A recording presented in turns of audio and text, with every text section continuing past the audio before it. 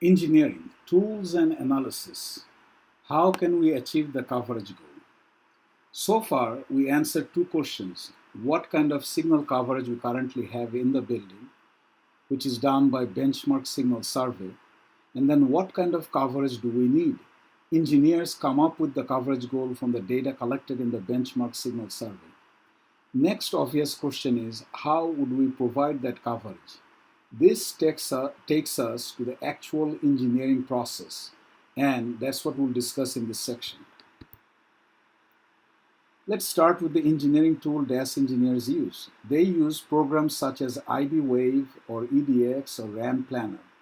IBWave is more popular and well known in the industry. At the heart of engineering analysis are link budget and propagation analysis, and we can use IBWave to automate these functions. From these analyses, we can generate logical diagram that will show how all major electronics will be connected. We'll get floor plans with device locations, one of the most important construction documents.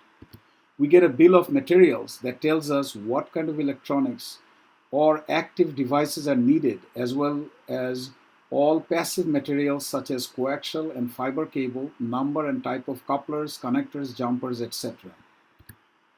We can also get a propagation predictive plot, which is like a heat map, and it is predictive. Basically, the heat map will tell us if we install all the elements as the program is showing, we should get a signal captured in the propagation plots.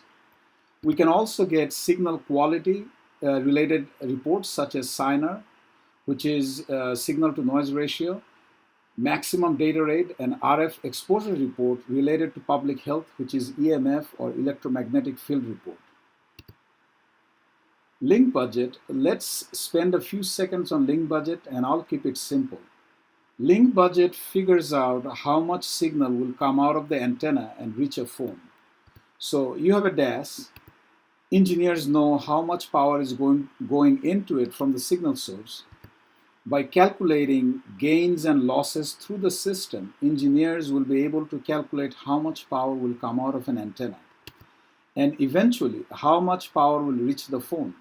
So link budget is basically an accounting of all the gains and losses in a transmission system.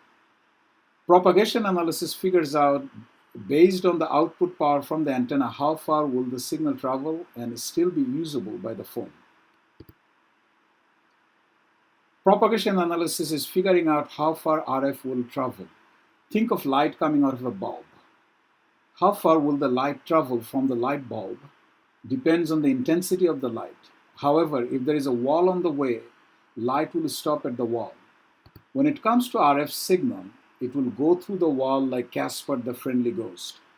But every time signal goes through a wall, it will lose its strength. How much strength will it lose? That depends on the type of the wall. So where do we put the next antenna so that users can enjoy seamless coverage in the building? Engineers look at all the walls that will surround the antenna and their types. Is it a dry wall or concrete wall or metal wall?